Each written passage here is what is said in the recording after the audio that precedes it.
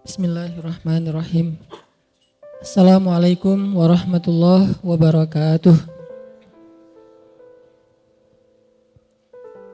Alhamdulillahirabbil alamin. Hamdan katsiran thayyiban mubarakan fih kama yuhibbu rabbuna wa yarda. Asyhadu an la ilaha illallah wahdahu la syarikalah wa asyhadu anna Muhammadan abduhu wa rasuluhu la nabiyya ba'dah. Radina billahi rabba wa bi Muhammadin nabiyya wa bil islami dina. Rabbi syrah li sadri wa yassir li amri wahlul 'uqdatan min lisani yafqahu qawli. Teman-teman yang dirahmati Allah Subhanahu wa taala, pertama-tama kita bersyukur kepada Allah. Malam ini insyaallah adalah malam pertama di bulan Ramadan kita. Akhirnya Allah mempertemukan kita kembali dengan bulan suci Ramadan. Dan ini adalah nikmat yang tidak terhingga yang Allah berikan kepada kita. Kalau kita terbiasa mensyukuri nikmat materi, ketika Allah kasih kita pekerjaan, ketika Allah kasih kita keuntungan dalam dagang, bisnis, ketika Allah kasih kita rezeki, sesungguhnya Ramadan itu lebih berharga daripada uang ataupun materi emas dan perak, bahkan jika emas dan perak itu sebesar dunia dan seisinya. Kalau kita mensyukuri nikmat diberikan kebahagiaan keluarga, mensyukuri nikmat akhirnya diterima setelah beberapa kali ditolak misalnya, mensyukuri nikmat bisa punya anak setelah beberapa tahun menunggu, mensyukuri nikmat dikasih keluarga yang bahagia, sakinah, mawaddah, warahmah, maka sesungguhnya Ramadan lebih berharga daripada nikmat keluarga. Apapun bentuk nikmat dunia yang kita rasain, sesungguhnya nikmat Ramadan itu lebih besar dan lebih layak untuk kita syukuri, seandainya kita mengerti. Makanya setiap datang bulan Ramadan, tidak ada yang gembira terhadapnya kecuali di dalam hati mereka ada iman. Ya ayyuhalladzina amanu. Cuman orang beriman yang akan menyahut panggilan Allah Subhanahu wa taala, labbaika ya rabbi wa sa'daik. Aku penuhi panggilanmu ya Rabbi, segala kebaikan dan kebahagiaan itu ada di sisimu. Jadi ketika Allah memanggil kita dalam bahasa Al-Quran dengan kalimat panggilan ya ayyuhalladzina amanu, maka berarti Allah memanggil orang-orang yang di dalam hatinya ada iman. Sehingga Nabi bersabda, man shoma Ramadan imanan wahtisaban. Tetap landasannya adalah iman. Sehingga tidak mungkin ada orang yang bahagia terhadap Ramadan kecuali di dalam hatinya ada iman. Makin besar bahagianya, makin besar imannya. Makin lama bahagianya, makin istiqomah keimanannya. Makin lama bahagianya sampai akhir Ramadan dan ditutup dengan kesedihan karena perpisahan dengan Ramadan, makin benar dan makin sejati imannya. Jadi bisa dibilang kebahagiaan kita terhadap datangnya bulan Ramadan adalah salah satu di antara ekspresi iman. Bukan karena buka puasanya, bukan karena udah pada beli makanan-makanan untuk 1 bulan, bukan karena hal-hal yang sifatnya lebih kepada kebahagiaan duniawi, tapi karena ibadahnya, malam-malamnya yang berkah, siang-siangnya yang penuh dengan kebaikan. Karena itulah orang beriman berbahagia. Mudah-mudahan kita termasuk di antara orang yang pada malam ini adalah termasuk orang-orang yang bahagia dengan kedatangan Ramadan. Dan ekspresi kebahagiaan kita adalah dengan berbondong-bondong mendatangi masjid untuk sholat tarawih berjamaah. Dibuka dengan sholat maghrib berjamaah, karena tadi maghrib dimulainya, tanggal pertama dalam Islam itu dimulai dari maghrib. Jadi mudah-mudahan kalau malam ini, dan insya Allah malam ini malam pertama Ramadan, kita buka dengan sholat maghrib berjamaah, kemudian tarawih berjamaah, dan insya Allah istiqomah sampai akhir Ramadan, bahkan seumur hidup seperti itu insya Allah. Jadi alhamdulillah terhadap nikmat Ramadan yang Allah berikan untuk kita tahun ini. Karena berarti ketika kita ketemu Ramadan, kita diberikan kesempatan lagi oleh Allah untuk upgrade, untuk bisa jadi lebih tinggi derajatnya, levelnya di mata Allah Subhanahu wa taala. Kedua juga saya bersyukur secara pribadi setelah sekian lama tidak menyampaikan tausiah dalam halaqah Rabu malam di Masjid Al-Latif. Akhirnya qadarullah sekarang kesampaian lagi nih, karena dakwah ini berawal dari tempat yang mulia ini. 3 tahun yang lalu, bahkan sebetulnya 11 tahun yang lalu, dakwah pemuda hijrah secara khusus, teman-teman Bandung secara umum berawal dari Masjid Al-Latif yang berkah. Mudah-mudahan Masjid Al-Latif ini selalu diberikan oleh Allah Subhanahu wa taala limpahan keberkahan, sehingga dengan keberkahan itu bertambah kemakmurannya, bertambah jamaahnya, dan bertambah manfaatnya buat kaum muslimin. Terus terima kasih buat semua teman-teman yang udah hadir, yang udah berdesak-desakan, yang sudah mencari tempat parkir mungkin susah.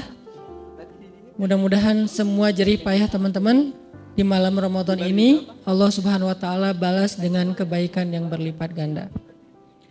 Teman-teman yang dirahmati Allah, sebagian ulama mengumpamakan Ramadan itu dengan siyahah, dengan traveling. Siyahatul mu'min asyam, kata sebagian ulama. Travelingnya orang beriman itu adalah puasa Ramadan. Jadi ada ulama atau sebagian ulama menganalogikan puasa Ramadan itu dengan analogi traveling. Dan ini kayaknya kita banget nih. Kenapa saya ngambil angle ini? Karena saya senang traveling. Kayaknya lebih bisa menjiwai gitu. Kalau kita umpamakan Ramadan itu dengan sebuah traveling, coba kita cari tahu dulu gimana sih caranya kita bisa dapat trip yang penuh dengan kesan. Kita bisa enjoy dengan sebuah traveling yang kita lakuin. Kita bisa have fun ketika lagi traveling. Apa sih yang buat kita ngerasa bahagia ketika lagi traveling? Apa yang kita lakuin supaya traveling kita itu berkualitas? Apa yang kita lakuin supaya ketika kita have trip, ketika kita ngelakuin traveling itu kita bisa enjoy banget. Nih kalau analoginya dengan siyahatu al-mu'min, travelingnya orang yang beriman. Yang pertama, kalau kita pengen traveling itu biasanya kita akan coba milih travel agent mana yang kita bakalan pakai jasanya. Sama kayak orang umroh tuh kan banyak banget tuh iklan-iklan umroh tuh. Kita bakalan membanding-bandingkan itinerary-nya, program-programnya, pembimbingnya siapa, terus juga fasilitasnya apa aja, sampai rate-nya berapa. Kita ngebandingin antara satu agent dengan agent yang lain. Kecuali emang kita anak yang backpackeran sejati gitu ya. Cuman kalau kita pergi ke sebuah tempat yang kita belum kenal, rasa-rasanya buat orang yang seperti saya agak-agak manja, traveler manja gitu, agak kayaknya nggak mau ngambil resiko deh. Kayak kemarin misalnya saya ke Turki, terus ngambil satu trip ke daerah Kapadokia. Karena saya belum pernah sama sekali ke Kapadokia, saya nggak berani pengen backpackeran sama istri. Takutnya nanti dia ngambek karena saya ternyata nggak hafal jalan segala macam kan ya. Daripada traveling kita jadi bad mood, jadi nggak nyaman, ya udah deh kita pakai travel agent lokal. Dan ternyata benar. Seandainya saya nggak dapat advice dari agen lokal itu, saya udah pesan pesawat yang paling murah, Pegasus. Landing di Bandara Ataturk Istanbul pakai Turkish, kemudian nanti naiknya Pegasus ternyata ganti terminal atau ganti bandara. Jarak antara bandara Turkish Airlines dengan Pegasus tuh sekitar 2-3 jam. Antara 2 sampai 3 jam, kan lumayan wasting time ya, lumayan ngabisin waktu tuh.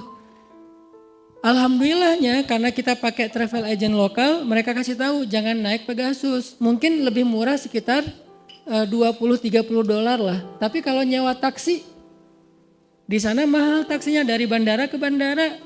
Ternyata malah lebih boros dan ngabisin waktu. Oh, alhamdulillah akhirnya kita pakai Turkish dengan bagasi yang lebih banyak 20 kilo. Kalau pakai Pegasus cuma 10 kilo. Berarti barang kita yang dari Indonesia harus dititipin dulu di bandara. Kalau dititipin cost lagi gitu kan.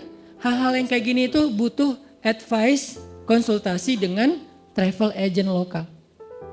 Sehingga ketika kita pakai jasa travel agent, kita tinggal tunggu beres doang, ngikutin aja program mereka. Itinerary-nya ketika di Kapadokia ngapain, nanti hari pertama kemana, hari kedua kemana, dibawa jalan kemana, nanti makannya di restoran lokal yang mana.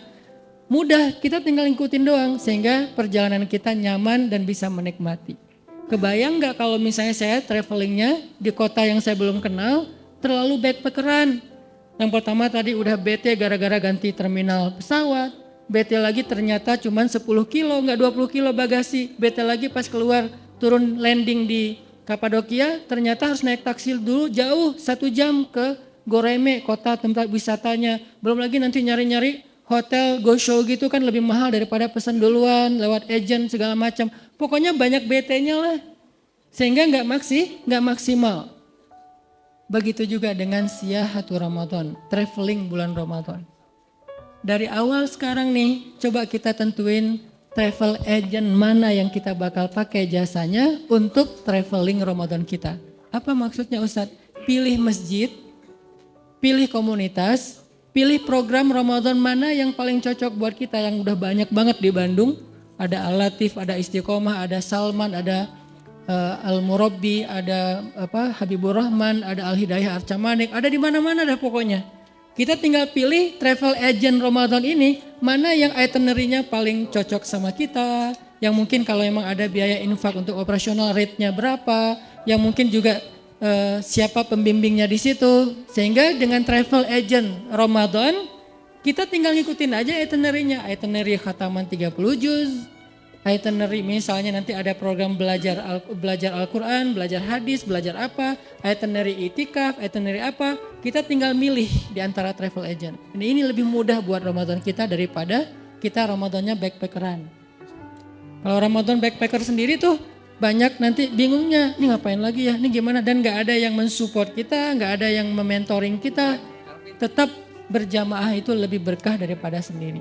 Ini nih analogi dengan poin pertama, bahwa siyahah orang yang beriman itu, travelingnya orang beriman itu adalah Ramadan. Pilih travel agent kita. Mau masjid yang mana? Atau kita bisa mix beberapa travel agent. 10 pertama misalnya di masjid A, 10 kedua di masjid B, 10 ketiga di masjid C yang paling nyaman, atau ganti-gantian masjidnya. Yang penting kita ikuti program yang sudah dibuat oleh masing-masing lembaga itu, masjid itu atau komunitas itu. Insya Allah ini akan lebih maksimal. Biarkan kita mengikuti program yang sudah dibuat, kecuali kita emang udah pro banget dalam traveling ya, memang anak traveler banget, sehingga kita bisa bikin program sendiri. Dan selain program yang udah dibikin sama travel agent Ramadan itu, kan masih ada banyak free time ya, yang kita bisa memprogram diri sendiri. Kayak misalnya program dari masjid tertentu, pagi kita tilawah bareng-bareng, nanti kan siang masih free time sampai sore.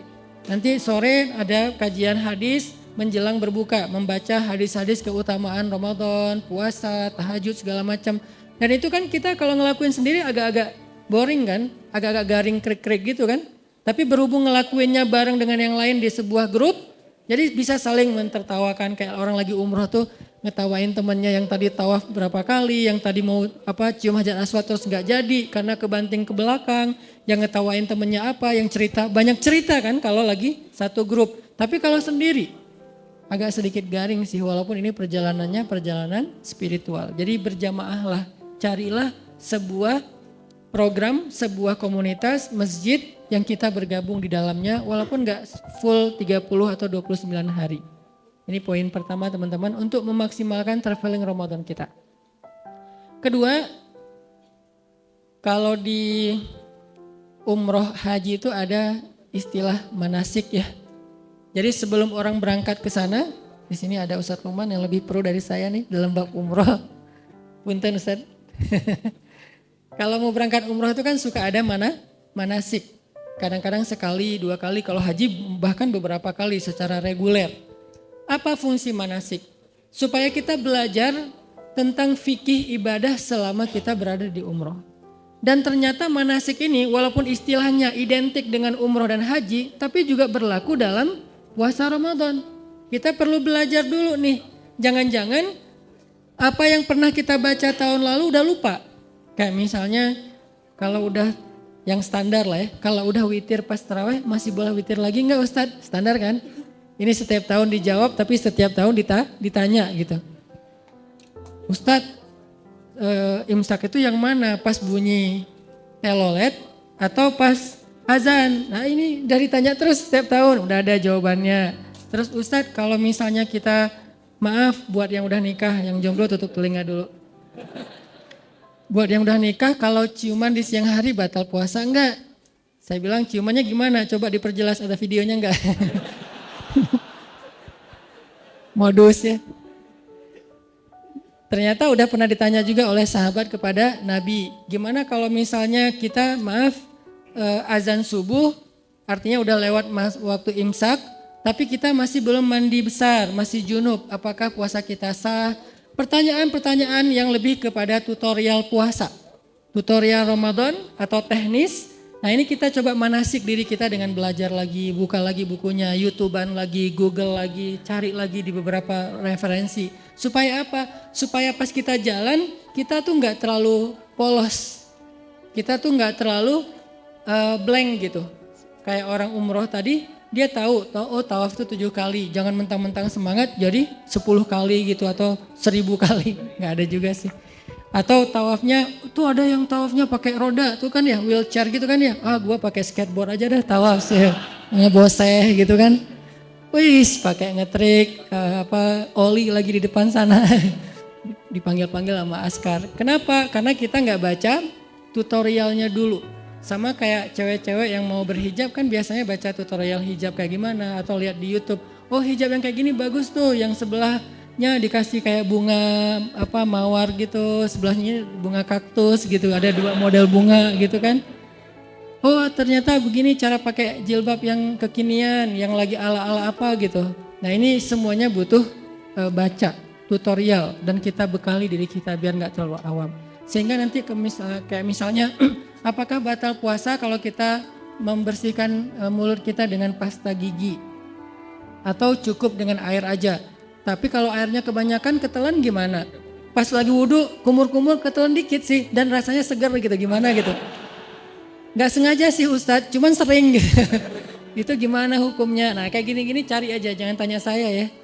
Coba cari, kita googling bareng-bareng, nanti insya Allah juga akan ada kajian-kajian yang banyak. Sebagiannya akan dibahas oleh para ustadz. Intinya bekali diri kita. Sama kayak kita misalnya mau traveling ke satu daerah, cari tahu dulu tentang daerah itu kan. Kayak misalnya kita mau kemana gitu, mau ke Jepang, mau ke New Zealand, kita udah baca di sana tuh ada objek wisata apa aja sih, ada spot apa aja sih yang seru, yang bisa bikin perjalanannya lebih berkualitas. Oh nanti datang ke museum, oh nanti yang museum itu jaraknya sekian, kita baca itinerary-nya ini apa sih. Kayak misalnya kita ke Yordania kan ada Petra atau ada apa gitu, oh ternyata ada sejarahnya. Jadi kalau kita udah baca dulu culture-nya, sejarahnya, apa tentang kota yang kita bakal datengin, pas kita sampai di sana tuh kan lebih kerasa kan, lebih menjiwai soalnya kita udah baca tentang kota itu. Kayak orang dari dulu tuh ambisinya pengen ke Korea banget. Dia udah sering nonton drakor, udah sering K-pop, udah sering cari tahu gosip-gosip Korea apa gimana gitu. Terus yang cewek-cewek Korea yang udah muslim berhijab siapa aja di follow gitu kan ya. Di stalking, udah nikah belum ya? Oh ternyata belum, mudah-mudahan saya first like terus. Padahal biasa aja sih buat dia. Nah ini kan kenapa? Pengen ke Korea karena terobsesi oleh film-film drama Korea. Kenapa orang pengen ke Belitung? Gara-gara Laskar Pelangi. Kenapa dulu orang pengen ke Mesir? Gara-gara ayat-ayat cinta. Sebelum ayat-ayat cinta Mesir nggak terlalu jadi favorit kecuali buat orang yang memang pengen belajar sejarah. Setelah ayat-ayat cinta, gimana yang Mesir pada berbondong-bondong ke Mesir. Habis Laskar Pelangi pengen berbondong-bondong ke Belitung. Habis apa lagi nanti? Kayak 99 Cahaya Eropa pengen kemana di Eropa teh. Habis film apa gitu Muhammad Al-Fatih pengen ke Turki. Habis ini pengen kemana. Kenapa kita jadi terobsesi jadi pengen banget ke sana gara-gara udah dimanasik dengan info atau film atau ilustrasi tentang sesuatu yang kita bakal datengin. Gitu juga dengan Ramadan. Kalau kita udah kenal banget dengan Ramadan, fadail, keutamaan. Apa sih hal-hal yang seru di bulan Ramadan? Apa sih serunya tahajud di bulan Ramadan? Apa sih serunya tarawih di bulan Ramadan? Apa sih serunya tilawah di bulan Ramadan? Apa sih serunya berbuka puasa dan ngasih orang makanan berbuka di bulan Ramadan? Serunya apa? Kita cari tahu. Makin kita tahu, makin kita terobsesi pengen memaksimalkan perjalanan itu. Makin kita cari tahu, kita makin semangat. Dan ini hal yang sangat wajar. Sama kayak Disneyland gitu di beberapa negeri kan, di Jepang, mungkin nggak tahu di Singapura ada apa enggak, kayak di Hong Kong. Kenapa orang datang ke sana terutama yang bawa anak kecil? Karena anaknya itu udah sering nonton film-film animasi tentang Disney gitu kan. Jadi dia pengen lihat tokoh-tokoh yang selama ini dia lihat di layar laptopnya atau di layar TV-nya. Ini keobsesi. Begitu juga tentang Ramadan. Coba bekali diri kita. Ternyata salah satu yang paling populer nih, bulan Ramadan itu bulan yang di dalamnya Allah turunkan Al-Quran. Ini standar judul, tapi coba gali lagi kalimat ini. Gimana sih proses turunnya Al-Quran? Gimana sih kronologis turunnya Al-Quran? Gimana sih adegan turunnya Al-Quran? Siapa aja sih yang bawa Al-Quran? Gimana? Siapa malaikat-malaikat yang membawa Al-Quran? Malaikat pembawa Al-Quran itu dalam Al-Quran disebut dengan malaikat safaroh kiramim baroroh. Apa arti safaroh? Brand ambassador. Jadi malaikat juga ada duta-duta. Nah, duta-duta malaikat itu disebut dengan safaroh, safir. Atau yang melakukan perjalanan disebut musafir. Itu dari kata yang sama. Safaroh artinya duta. Jadi malaikat ternyata ada yang khusus bertugas cuman sebagai duta Al-Quran. Dan itu bukan satu zat, bukan satu malaikat, bukan cuma Jibril. Jibril itu kayak icon mereka. Tapi gengnya tuh, dalam grup WA mereka tuh banyak banget membernya. Dan itu grup WA-nya, adminnya emang Jibril sih. Tapi anggotanya, membernya itu semua malaikat-malaikat keren. Safaroh, kiramim baroroh. Wibawa semua tuh malaikat. Kalau mereka udah turun dari langit, malaikat yang lain semuanya terkesima. Jadi kayak konvoi cowok-cowok keren gitu. Kan malaikat tuh kayak kalau diijilmakan sebagai laki-laki, fatamatsalalaha basyaron sawiya. Kalau jadi cowok, itu cowok yang Allah aja bilang keren. Bukan cewek-cewek yang bilang keren ya. Kalau kita kan standar kerennya agak rendah nih. Siapa aja keren di mata kita kan. Keren. Mungkin sebagiannya jujur, sebagiannya basa-basi. Soalnya keren ya, basa-basi. Tapi ada juga sih yang jujur. Istri. Maaf ya. Nah, kalau malaikat yang bilang kerennya siapa? Allah. Allah sendiri yang bilang fatamatsalalaha basyaron sawiya. Siapa lagi yang bilang malaikat itu keren? Umar. Umar itu kan orangnya standarnya tinggi ya. Dia nggak akan gampang takjub sama fisik laki-laki kalau nggak ideal banget. Tuh Umar tuh, karena dia sendiri udah keren. Jadi orang yang keren kan kadang-kadang standarnya lebih tinggi. Pas datang Jibril menjelma sebagai laki-laki menemui Nabi dalam hadis iman, Islam, ihsan kayak gitu-gitu. Umar itu nggak ngomong loh. Kalau bahasa orang Sunda mungkin walaupun nggak kayak gitu, kayak orang yang terkesima banget. Saking terkesima mungkin kalau ada kita di situ udah calangapan gitu lah. Jibril, waktu itu belum dikasih tahu kalau itu Jibril, panggilan kerennya tuh Gabriel _ malaikat gitu kan ya. Datang Nabi, Jibril, terus duduk lututnya bertaut dengan lutut Nabi, itu kan keren banget ya. Salah satu cara private belajar tuh kayak gitu, berdua lututnya bertaut, Jibril nanya sesuatu, Nabi menjawab, dibenarkan, ditanya, menjawab, dibenarkan. Pas laki-laki itu udah pulang, Umar diem aja sampai Nabi bilang, Umar tahu nggak itu siapa? Siapa ya Rasul? Itu Jibril. Tahu gitu tadi selfie, minta tanda tangan apa gitu. Kalau kita ya, ternyata dia Jibril. Wah, para sahabat terkesima. Emang keren banget. Wajar kalau Maryam aja kaget. Maryam itu kan nggak tertarik sama cowok ya. Saking mulianya, saking solehanya, di list kontak handphonenya Maryam tuh nggak ada nama cowok loh kecuali 3. Ayahnya Imran, pamannya Zakaria, dan anaknya Isa. 3 doang yang dia kontak. Yang lain tuh nggak ada nama cowok. Kalau kita mungkin nggak ada juga, tapi PP-nya cowok, namanya cewek gitu. Itu salah satu modus zaman old lah, sekarang udah enggak, lebih vulgar. Terus Maryam aja kaget, dan kagetnya Maryam ngapain? Ta'awuz kan? A'udzu birrahmani minka in kunta taqiyya. Kalau bahasa singkatnya itu kan kepanjangan ya, masa kaget panjang gitu kan ya? Kaget, auzubillahi panjang gitu. Itu kaget orang soleh, orang berilmu. Kalau kaget kita kan cuma satu kata. Atau minimal auzubillah, ngelihat Jibril sampai bilang auzubillah itu sesuatu banget loh. Karena buat Maryam, auzubillah Maryam, kalau kita tuh wow. Versi Maryam auzubillah, versi kita wow, itu auzubillahnya versi Maryam. Karena dia soleh dia nggak bilang wow, dia bilang auzubillah. Itu safaroh, malaikat-malaikat itu turun membawa Al-Quran. Yang bawanya siapa? Jibril. Jadi kayak pas Kibra itu kan ya, ada yang tim 8, ada yang tim berapa? 17, ada yang tim 45 gitu-gitu kan. Nah malaikat juga gitu, ada yang membawa Al-Qurannya yaitu Jibril, ada yang mengiringinya ring 1, ring 2, ring 3 segala macam. Dan itu bahasa Al-Qurannya apa? Tanazzalul malaikah. Tanazzal artinya malaikat itu turunnya berkelompok-kelompok. Kelompok apa? Tim 8, kelompok tim 17, kelompok tim 45, kelompok tanazzal turun berkelompok-kelompok berangsur-angsur warruh dan Jibril.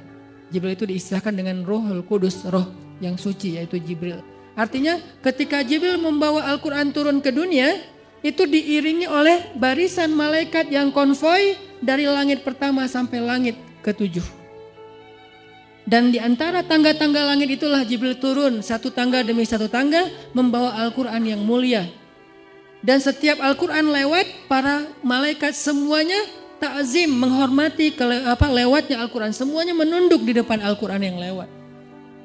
Dan la yamassuhu illal mutahharun. Tidak ada yang bisa menyentuh itu kecuali yang suci, yaitu para malaikat, sebagian tafsir. Walaupun ada dua versi tafsir. Kemudian Jibril datang kepada Rasulullah SAW, mengilhamkan, mengajarkan Al-Quran ini kepada Rasul. Dan bisa dibilang teman-teman, Rasulullah itu ujian hafalan Al-Quran beliau itu di bulan Ramadan. Setiap datang bulan Ramadan, setelah Al-Quran udah turun sekian banyak, Jibril selalu memurojaahi. Murojaahi itu istilah orang-orang hafiz, ujian gitu atau ngulang hafalan. Itu bulan Ramadan, Jibril datang, Muhammad coba store hafalan. Nabi Muhammad store dan gak ada yang salah. Udah selesai khatam, Jibril naik lagi. Jadi setiap bulan Ramadan, Jibril mengevaluasi hafalan Qur'annya Rasulullah Sallallahu Alaihi Wasallam. Makanya Jibril itu bisa dibilang kayak mentornya Nabi, sahabat soulmate-nya Nabi banget, temannya Nabi banget, yang mencintai Nabi banget. Apa ayat bahwa Jibril itu mentornya Nabi? Allamahu syadidul quwa dzu mirratin fastawa. Al-Quran yang diajarkan kepada Muhammad oleh malaikat yang syadidul quwa, malaikat yang keras, malaikat yang perkasa. Dzumirrah, malaikat yang memiliki wibawa. Gimana wibawanya Jibril? Ya kayak manusia, kalau orang yang wibawa lagi ngomong kan yang lain diem ya. Jibril kalau ngomong, malaikat yang lain diem. Kalau Jibril lewat, malaikat lain, Jibril, pada bisik-bisik gitu. Saking kerennya Jibril. Dan Jibril ini punya geng, ring satunya. Siapa ring satunya Jibril? Dulu iblis sebelum dia berkhianat. Setelah dia berkhianat, Allah laknat, diganti oleh para anbiya. Dan puncaknya Rasulullah SAW. Dan Jibril sama Rasulullah itu saling mencintai karena Allah. Teman banget. Kalau kemana-mana berdua, kalau bahasa kita ngopi bareng, nongkrong bareng, jalan bareng gitu kan. Pernah suatu saat Jibril lama gak turun-turun. Nabi kangen banget kepada Jibril. Kemana ya Jibril kok gak turun, lihat ke langit. Jibril juga di langit lihat ke bumi, gimana ya kok gak bisa turun. Sama-sama kangen tapi gak bisa ketemu. Jibril kangen Nabi, Nabi kangen Jibril tapi gak bisa ketemu. Setelah sekian lama Jibril baru turun, Nabi nanya, ya Jibril kemana aja kok gak datang-datang, saya kangen gitu. Kata Jibril membacakan ayat. Jadi jawaban Jibril itu ayat Al-Quran. Berarti Allah udah ngasih jawaban sebelum Nabi bertanya. Apa ayatnya? Di surat Maryam. Wa ma natanazzalu illa bi amri rabbik. Kami tidak turun wahai Muhammad, para malaikat, kecuali karena perintah Allah. Walaupun kangen, Jibril emosional. Dia kadang marah, dia kadang suka, dia kadang sedih, dia kadang gak tega. Kapan Jibril gak tega? Ketika Nabi dicabut nyawanya, sakaratul maut. Dan Jibril berada di sisinya Rasulullah, Jibril memalingkan wajahnya tidak melihat ke arah Rasulullah. Rasulullah bertanya, Jibril, bencikah engkau melihat wajahku saat ini ya Jibril? Aku lagi jelek ya, kalau bahasa kita gitu. Kata Jibril, ya Rasulullah, saya nggak tega ngelihat wajah Rasul ketika kesakitan. Saking sayangnya Jibril kepada Rasulullah. Jadi malaikat itu bukan plain, kayak robot gitu, nggak ada emosional. Ada emosionalnya, cuman emosional malaikat juga karena Allah. La ya'sunallaha ma amarahum wa yaf'aluna ma yu'marun. Mereka nggak pernah bermaksiat, termasuk dalam perasaannya, suka, benci.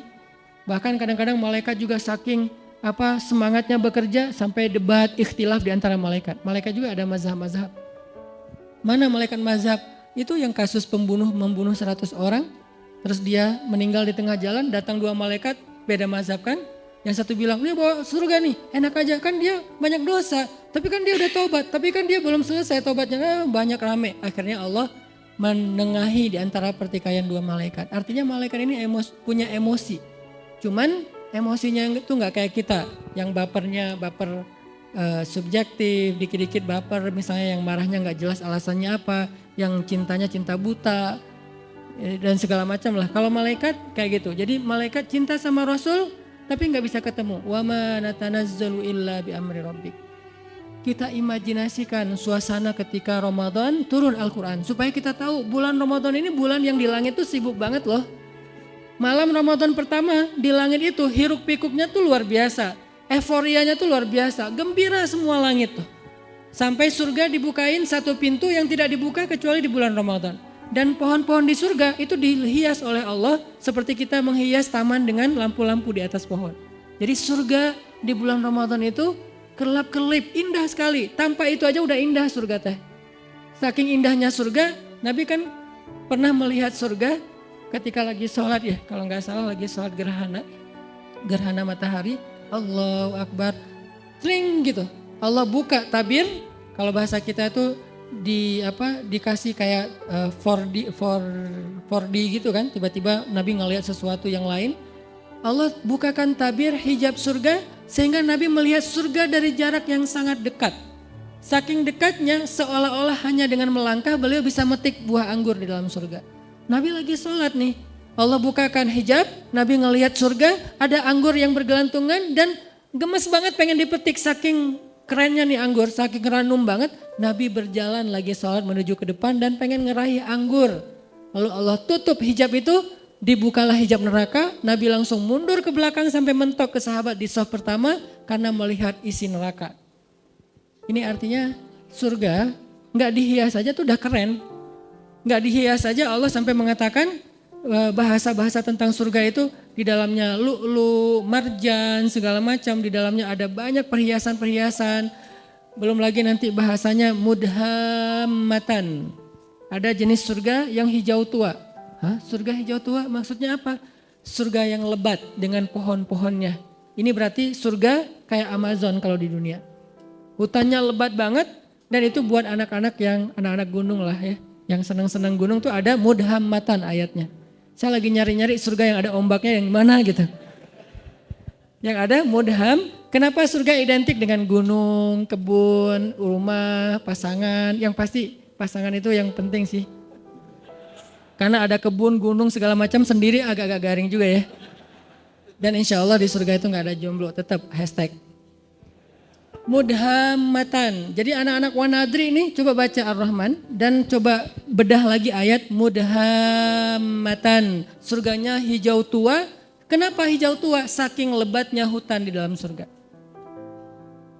Kayak gimana jenis pohon di dalam surga? Satu pohonnya kita berjalan di bawahnya 100 tahun itu belum keluar dari naungan dahan-dahannya.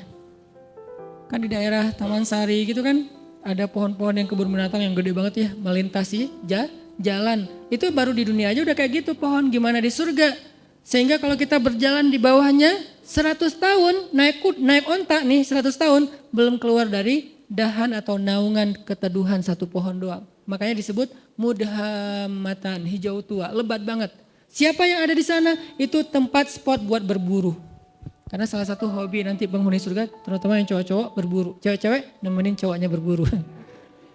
Berburu, kita udah, dan berburunya udah jago, bukan meleset-meleset, wah ya. Jadi gak seru juga kan, meleset akhirnya stres, kenapa gak dapat buruan, masa di surga stres gitu. Pastilah, nanti kalau yang tadi main air pasti udah jadi tiba-tiba jadi kayak Kelly Slater gitu, tiba-tiba jadi main di barrel gitu, udah jago pro surfer gitu. Karena di sana tuh udah gak ada lagi yang setengah-setengah, semuanya jadi pro. La khaufun alaihim. Nah, gambaran emosional, perasaan manusia di dalam surga, la khaufun alaihim walahum yahzanun. Enggak ada lagi rasa takut, khawatir, dan enggak ada lagi rasa kecewa atau sedih. Terus gambaran rumah di dalam surga, rumah yang tidak ada teriakan di dalamnya dan tidak ada ucapan-ucapan tercela. Itu rumah surga. Sakinah mawadahnya surga itu enggak ada teriakan, nggak ada ucapan tercela. Setiap hari yang kita dengar dari pasangan kita, kalimat yang indah. Pasangan kita nggak mungkin ngecewain kita di surga. Kalau di dunia kadang manyun, wajar lah ya. Kadang salah ngomong, wajar manusia. Tapi di surga nggak ada yang kayak gitu. Semuanya nikmat. Dan malam Ramadan, surga yang indah itu Allah hias. Jadi kita bayangkan, kita imajinasikan. Kenapa Nabi ngomong sedetail ini? Supaya kita berimajinasi tentang keadaan Ramadan. Sampai yang saya pernah cerita, Nabi pernah Allah perlihatkan surga dalam mimpi kan. Dan mimpinya Nabi itu bagian dari mi'rajnya beliau naik ke langit. Ngelihat sebuah istana yang indah. Istananya tembus pandang jadi kayak kaca gitu. Kemudian di dalam istana, di sebelah istana itu ada seorang cewek lagi main ayunan. Terus Nabi nanya kepada Jibril, itu cewek itu siapa? Itu rumah siapa? Rumah Umar. Langsung Nabi memalingkan wajahnya karena ternyata itu istrinya Umar. Ini menunjukkan bahwa surga itu real teman-teman. Dan sekarang udah ada. Surga itu bukan diciptakan nanti setelah kiamat. Enggak. Surga itu salah satu di antara ciptaan-ciptaan Allah yang awal. Jadi awalun juga tuh surga, neraka, al-qalam yang kayak gitu-gitu tuh awalun loh. Yang awal-awal diciptakan. Jadi surga sekarang udah ada. Cuman beda dimensi sama kita. Kalau Allah berkehendak kita hanya perlu waktu beberapa detik untuk sampai ke sana kayak Nabi berisra dan mi'raj. Beda dimensi dengan kita. Jadi suasananya udah ada, nyanyian surganya udah ada, yang isi dari lirik nyanyiannya apa? Salaman salam, salaman salam. Semua nyanyiannya kalimatnya adalah keselamatan, baik. Nggak ada kalimat-kalimat yang jelek di dalamnya. Ini artinya Ramadan adalah bulan yang sangat istimewa di sisi Allah. Sehingga kita hayati itu teman-teman. Itu yang kedua. Yang ketiga yang ada 4 yang kita cari dalam traveling. Yang ketiga adalah bangun mood. Karena kalau kita traveling gak ngejaga mood, itu biasanya juga tadi garing kan. Walaupun tempatnya keren, fasilitasnya bagus, itinerary-nya udah lengkap banget. Tapi karena kita nggak mood, kenapa nggak mood? Bisa jadi tadi sakit hati, baper, bete, ada haters di followers kita, ada yang komen negatif ke kita di akun. Sesuatu yang simple banget tapi bisa bikin mood kita hilang. Kan nggak nyaman lagi ya perjalanan. Kebayang nggak sih kalau orang lagi umroh, lagi traveling suami istri, yang tadinya niatnya pengen honeymoon, tiba-tiba kayak ada sedikit keributan gitu. Di dalam hotel bertengkar, akhirnya yang satu tidur di lantai di sofa, satu lagi tidur di kasur, atau pas keluar makan sarapan keluar sendiri-sendiri, terus pas jalannya masing-masing sendiri-sendiri, nggak saling menyapa. Buat apa traveling kalau kayak gitu kan nggak nyaman banget nih. Kenapa bisa jadi gini? Karena moodnya hilang. Nggak sedikit loh orang yang berangkat umroh sampai di sana malah diam-diaman. Yang tadinya udah happy-happyan, kita umroh pertama nih berdua, sampai di sana ada masalah sepele, akhirnya diam-diaman. Mungkin masalah sepelenya apa? Katanya tadi nungguin saya di pintu, saya tungguin lama, ternyata udah makan duluan di hotel, akhirnya ngambek misalnya. Katanya mau umroh mau tawaf bareng, tapi kok kamu pergi duluan sama teman-teman, akhirnya ngambek. Bisa ada apa aja yang bisa bikin mood kita drop, gitu juga Ramadan. Mood Ramadan sangat ditentuin dengan keadaan dalam hati kita. Gimana supaya hati kita selalu mood imannya baik buat ibadah-ibadah Ramadan? Banyak istighfar teman-teman. Karena yang bikin mood iman kita drop, dosa. Saya selalu ngulang-ulang kalimat dari ulama, min awwalil khair an tatrukas syarr. Awal dari semua kebaikan itu tinggalin dosa. Salah satu cara ninggalin dosa, istighfar. Sehingga kalau kita membiasakan istighfar, insya Allah mood kita tuh naik lagi tuh. Istighfar tuh kayak charging. Jadi makin sering kita istighfar, makin naik persentase mood kita. Sehingga ketika puncaknya mood kita lagi ngejos banget, itu semua ibadah tuh ringan loh. Sholat 1 juz ringan, malah dianggap kok 1 juz sih bukan 10 juz. Pas 10 juz kok 10 juz sih gak khatam sekalian, wah ngeri nih. Sholat tahajud udah dia taraweh plus tahajud lagi, walaupun ada mazahib lah ya. Dia tahajud lagi di rumah. Kalau tadi kenapa tahajud lagi? Soalnya tadi kan tarawehnya crowd, saya pengen tahajud berdua. Boleh gak gandengan? Allah. Gak boleh, Rasul juga yang paling romantis gak gitu-gitu amat gitu kan ya. Oh ya udah deketan aja deh, jangan jauh-jauh tuh, deketan lagi. Kenapa sih harus deketan? Soalnya kalau kamu jauh hafalan saya suka lupa. Udah deketan tetap lupa. Jadi semangat banget gitu. Pengen tahajud semangat, pengen ngasih makan orang berbuka semangat, tilawah semangat. Apa aja lah pokoknya kebaikan-kebaikan karena moodnya lagi dapat istighfar. Dan yang terakhir yang keempat, ini juga penting teman-teman. Kita tuh traveling tuh akan bakal jadi fun dan enjoy banget kalau kita perginya dengan seorang teman, partner traveling yang sehobi sama kita.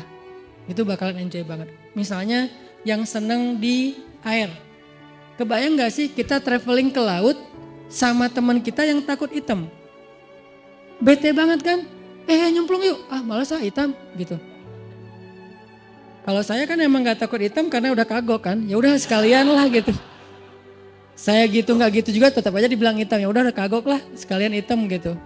Walaupun tetap rempong pakai segala macam. Biar nggak bertambah daripada nanti nggak dibukain pintu sama istri. Soalnya nggak kenal siapa sih ini. Kebayang kita lagi senang-senangnya main air. Pergi ke wisatanya ke laut. Tapi teman kita takut hitam. Atau teman kita nggak senang air. Dia duduk aja di warung, minum es kelapa muda, makan ikan, segala macam. Kita sendiri yang garing. Karena saya pernah traveling di sebuah tempat, saya udah nyemplung, snorkeling gitu, free dive gak jelas gitu. Kenapa gak jelas free dive tapi cuma setengah meter gitu, free dive gitu. Karena khawatir kalau yang jurang-jurang di dalam laut. Pokoknya lagi free dive gitu, teman-teman pada selfie-an gitu. Seru loh ini banyak ikan hias, banyak terumbu karang. Oh iya Ustaz bagus tuh, tampil selfie. Cuman 15 menit saya langsung naik lagi ke boat. Kenapa? Gak seru, garing banget. Masa saya mau jadi sendiri doang di situ di laut, yang lain pada di atas kapal. Ini karena gak dapat partner yang sehobi. Sama kayak kita yang senang gunung, ngajak orang yang malas banget ke gunung. Kedinginan, banyak nyamuk, belum lagi nanti jurik segala macam, khawatir. Masa saya mau ke belakang. Terus bangunin kita, kenapa? Takut gitu kan ya. Kan gak seru banget kan. Belum lagi dia lebay gitu orangnya ke gunung kayak nonton film horor. Dikit-dikit peluk gitu. Ya kalau itu pasangan. Kalau teman kos-kosan gitu kan geli ya. Ini gak sehobi nih sama kita nih ke gunungnya. Jadi gak akan nyaman perjalanan kita trip ke gunung. Atau yang ke mall.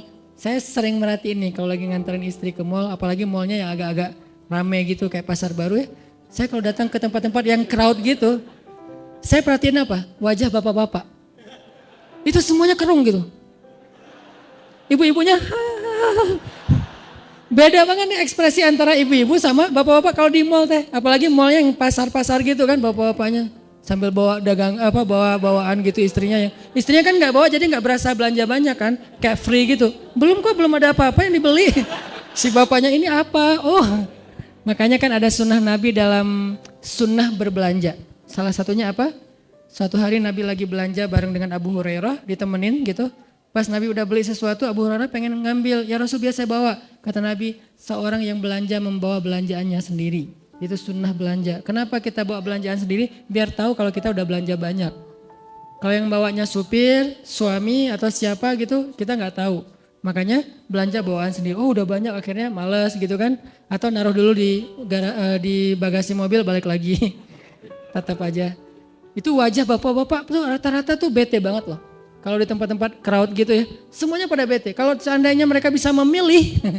Cuman gak dikasih pilihan sama istrinya. Seandainya bisa memilih pasti mereka mau mojok di mana gitu ngopi. Kalau udah dikasih kopi langsung cenghar lagi kan ya. Wah kopi nih. Makanya kalau partner traveling kita nggak sehobi itu nggak bakalan enjoy, pasti nggak nyaman banget. Sebentar udah langsung pengen cus, kenapa? Udah kelihatan ada wajah-wajah bete nih. Mudah-mudahan kita cari partner Ramadan kita. Siapa? Yang rajin tilawah. Almar'u ala dini khalilih. Seseorang itu tergantung siapa? Teman dekatnya. Jadi kalau partner traveling Ramadan kita senang tilawah, kita ke bawah. Senang tahajud, kita ke bawah. Senang sedekah, kita ke bawah. Senang kebaikan-kebaikan, kita ke bawah. Cari partner traveling yang bisa bikin Ramadan kita lebih semangat, lebih lebih nyaman gitu. Dan mudah-mudahan di akhir Ramadan nanti ada satu kesempatan 10 malam terakhir. Itu kalau saya analogiin dengan traveling teman-teman. Biasanya pas kita traveling kalau dengan pasangan tuh selalu hari terakhir itu kita nggak barengan. Hari pertama barengan, kedua barengan, terus aja barengan, pegangan tangan kemana-mana nggak bisa lepas gitu. Giliran hari terakhir pasti nggak barengan. Kenapa? Karena masing-masing ngejar target. Nyari oleh-oleh yang belum dapat. Si ibunya nyari oleh-oleh buat teman-temannya, si yang cowoknya juga nyari oleh-oleh buat teman-temannya. Jadi semuanya mencar. Hari terakhir biasanya mencar tuh. Masing-masing rempong sendiri-sendiri. Udah kita nanti ketemuan di sini ya, meeting pointnya udah jalan sendiri-sendiri. Itu analogi sederhana berlaku juga di Ramadan. Hari terakhir yang tadinya kita barengan, berbuka puasa bareng, malam tahajud bareng. Begitu masuk asyarah min awakhir Ramadan, 10 terakhir bulan Ramadan, kayaknya kita harus berlakukan SOP traveling. Gak apa-apa deh, kali ini kita agak sendiri-sendiri. Itikaf sendiri-sendiri, maksudnya satu masjid tapi kan beda. Masa mau itikaf di sini mesra-mesraan kan agak aneh ya. Boleh sih mesra-mesraan, gimana? Nyisir rambut. Misalnya, mah bawa sisir enggak? Kenapa? Sunnah mah. Kan Aisyah nyisir rambut Nabi ketika lagi, papa kan gak punya rambut. Oh ya. Soalnya banyak mikir gitu. Jadi udah mulai sendiri-sendiri, udah enggak buka puasa bareng lagi karena sibuk dengan itikaf. Masing-masing ngejar malam Lailatul Qadar. Dan itu penting banget, insya Allah nanti di malam-malam berikutnya akan dibahas. Mudah-mudahan tahun ini kita memperoleh Lailatul Qadar. Dan seandainya tahun ini adalah Ramadan terakhir kita, ya Allah jadikanlah Ramadan ini sebagai penggugur semua dosa-dosa kami. Jadikanlah Ramadan ini sebagai jalan buat kami ke surgamu ya Allah. Dan jadikanlah Ramadan ini adalah Ramadan terbaik dalam hidup kami. Semoga Allah memberkahi bulan Ramadan kita. Kullu am wa antum bi khair. Ramadan karim. Billahi taufiq wal hidayah. Wassalamualaikum warahmatullahi wabarakatuh.